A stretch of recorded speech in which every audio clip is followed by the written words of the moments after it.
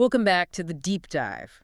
We've got a fantastic stack of sources from you all this week. Everything from intro physics textbooks to some really advanced papers on celestial mechanics. A pretty wide range. It is. So our mission today is to build you the ultimate shortcut. We're going to do a high-speed tour through the laws of motion from, something as simple as friction all the way up to how the planets move.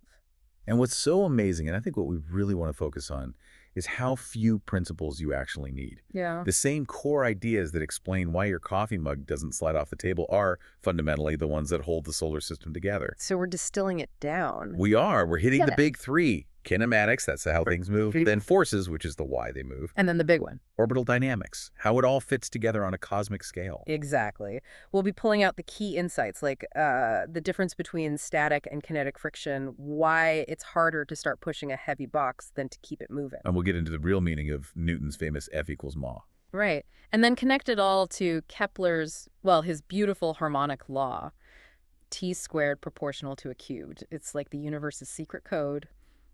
All right, let's start at the very beginning. The vocabulary. Kinematics. Right. And to even describe motion, physicists have to simplify things. They often talk about an object as a particle. Which doesn't mean it's actually tiny, just that its size doesn't matter for the problem you're solving. Exactly. It's just a dot moving through space. And from there, the first concept is displacement. So not distance, but displacement. A crucial difference. Displacement is just your final position minus your initial one. It's a vector direction. It's everything. If you walk 10 meters forward and 10 meters back, you've traveled a distance of 20 meters, but your displacement is 0. You're back where you started. And once we add time into that mix, we get velocity and speed, which I think for most people are the same thing. They are not. And this is so important. Average velocity is your displacement over time. It gives you the big picture. But what we usually care about is instantaneous velocity. Your car's speedometer. Perfect analogy. It's telling you your velocity at that exact moment. On a graph of your position versus time, it's the slope of the line right at that point. So speed is just that number on the speedometer. Speed is the magnitude of your velocity. It's always positive. Velocity can be positive or negative because it tells you which way you're going. And when that velocity starts to change, that's where the real action is. That's acceleration. Acceleration is just the rate of change of velocity. Simple as that. If it points in the same direction as your velocity, you speed up. If it points in the opposite direction, You're slowing down, decelerating. exactly. And the classic case for this, the one that really trips people up, is free fall. Right. Near Earth's surface, everything accelerates down a g, 9.8 meters per second squared, if we ignore air resistance. Okay, so here's the big conceptual test. If you throw a ball straight up in the air, what is its acceleration at the very, very top of its flight? The intuitive answer, because it stops for an instant, is that its velocity is 0, so its acceleration must also be 0. And that feels right, but it's completely wrong. Why? Because if the acceleration were 0, the net force would have to be 0. And if that were true, the ball would just hang there. It would float. But gravity is still pulling on it. Gravity is always pulling on it. That's the key insight. The acceleration is a constant negative g the entire time. It's negative g on the way up, it's negative g at the peak when velocity is 0, and it's negative g on the way down. That never changes. So kinematics describes the motion, but forces explain the why. A force is just a push or a pull, right? Measured in newtons. Yes, and it's always an interaction between two objects. You can't have a force with just one object. One thing does the pushing, the other thing gets pushed. And to keep all of those pushes and pulls straight, physicists use one of their most powerful tools, the free body diagram. I love free body diagrams. They're all about simplification. You take the object you care about, you shrink it down to a single dot. And then you only draw the forces acting on that dot, nothing else. Not the forces it exerts, just the ones it feels. And that clarity, that focus, is what lets you apply Newton's 3 laws properly. The first law is inertia. An object just wants to keep doing what it's doing. Right. It's resistance to change. Yeah. And we measure that with mass. If the net force on an object is 0, its velocity won't change. It'll stay still or cruise in a straight line forever. Which leads right into the big one, the second law. The master equation, F net equals ma. And it's so much more than a formula. It connects the cause, which is the net force, to the effect, the acceleration. It's the rule book. Double the force, you get double the acceleration. But double the mass, Right. you only get half the acceleration. It's this perfect push and pull relationship. Now, the third law is the one that always causes arguments. Action-reaction. If I push on a wall, the wall pushes back on me with an equal and opposite force. It does. So why don't those forces cancel out? Why does anything ever move? That is the fundamental question. And the mistake is thinking both forces apply to the same object. They don't. The key is that the action-reaction pair acts on two different objects. Your push acts on the wall. The wall's push acts on you. To see if the wall moves, you look at the net force on the wall. Yeah. To see if you move, you look at the net force on you. So my force on the wall and the wall's force on me never appear in the same equation. They never, ever share the same free body diagram. That's why they can't cancel. Okay, that clears up a lot. Let's get more practical and talk about the forces we deal with every day. Contact forces. Let's start with the normal force. The normal force, which we write as a capital N, and you have to be careful not to mix it up with the unit N for newtons, is basically the surface pushing back. It's what stops your book from falling through the table. Precisely. And normal here is a geometry term. It means perpendicular. The force is always perpendicular to the surface. And it's not a fixed value, right? It's a reaction force. It's totally reactive. If a box weighs 100 newtons, the floor pushes up with 100 newtons. But if you come along and push down on the box with another 50 newtons, the floor has to push back harder. It immediately increases its push to 150 newtons to keep the box from accelerating through the floor. It adjusts itself instantly. And its partner in crime is friction, the force that always opposes motion or attempted motion. Right, and it's parallel to the surface. It all comes from, microscopic roughness, little peaks and valleys on the two surfaces catching on each other. And friction has two different personalities, which is key, static and kinetic. It does. Static friction, S subs, is the one that acts when things are at rest. It's clever. It increases its own strength to perfectly match whatever force is trying to move the object. But only up to a certain limit. Exactly, up to its maximum value, which depends on the coefficient of static friction, mus, times that normal force we just talked about. And once you push harder than that maximum value, the object breaks free and a different kind of friction takes over. That's right. Now you're in the realm of kinetic friction, F sub k. It applies to things that are already sliding. And it's simpler. It has a constant value. And here's the real-world kicker. The static coefficient is almost always bigger than the kinetic one. Always.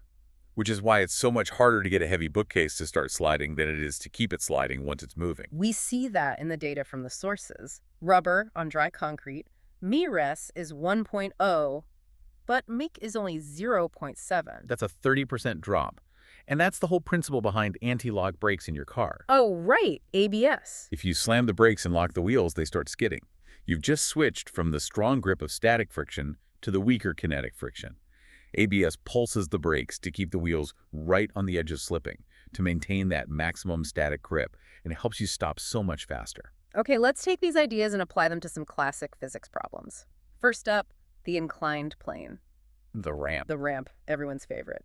The big trick to solving these problems is to change your perspective. You rotate your axis? You do. You stop thinking about flat, horizontal, and vertical, and you align your coordinate system so it's parallel and perpendicular to the slope of the ramp itself. And suddenly, the normal force is perfectly aligned, friction is perfectly aligned.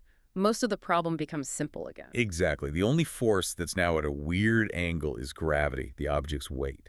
But we can handle that. We just break it into components. There's a component perpendicular to the ramp, which is balanced by the normal force. Yep, W cosine theta. That part does nothing.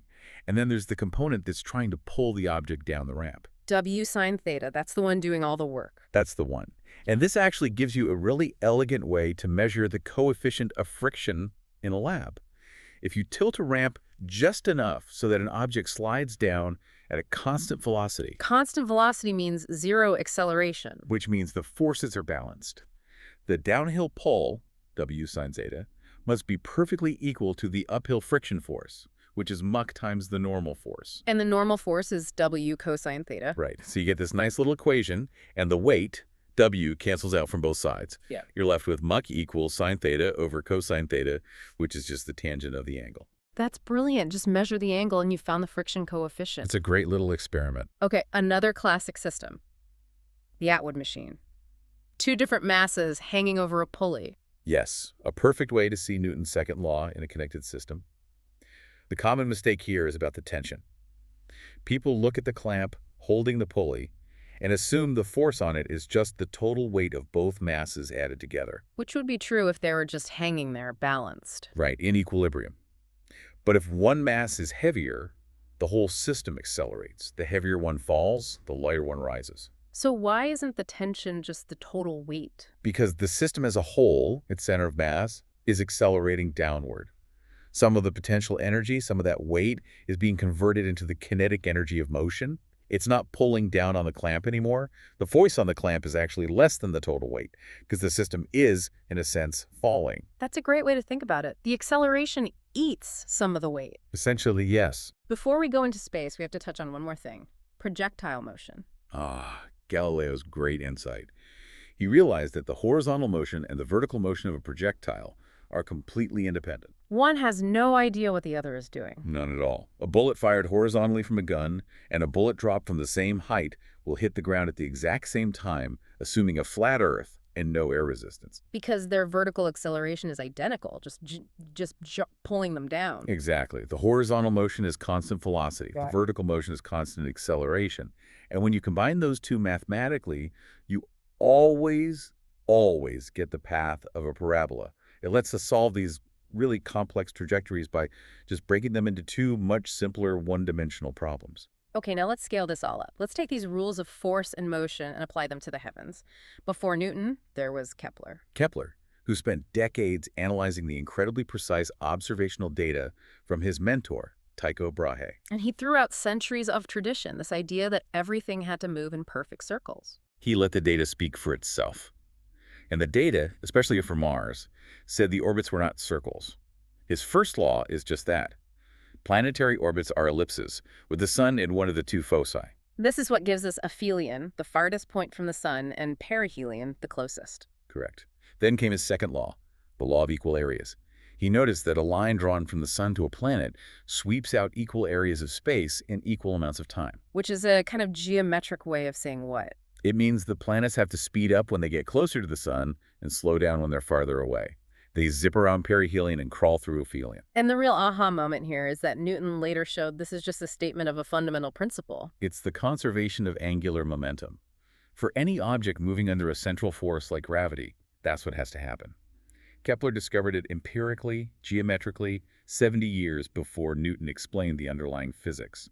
And finally, his third law, the harmonic law. This one is just mind-blowing. The square of a planet's orbital period is proportional to the cube of its semi-major axis. T squared goes with a cubed. And the sources show the data he used in 1618.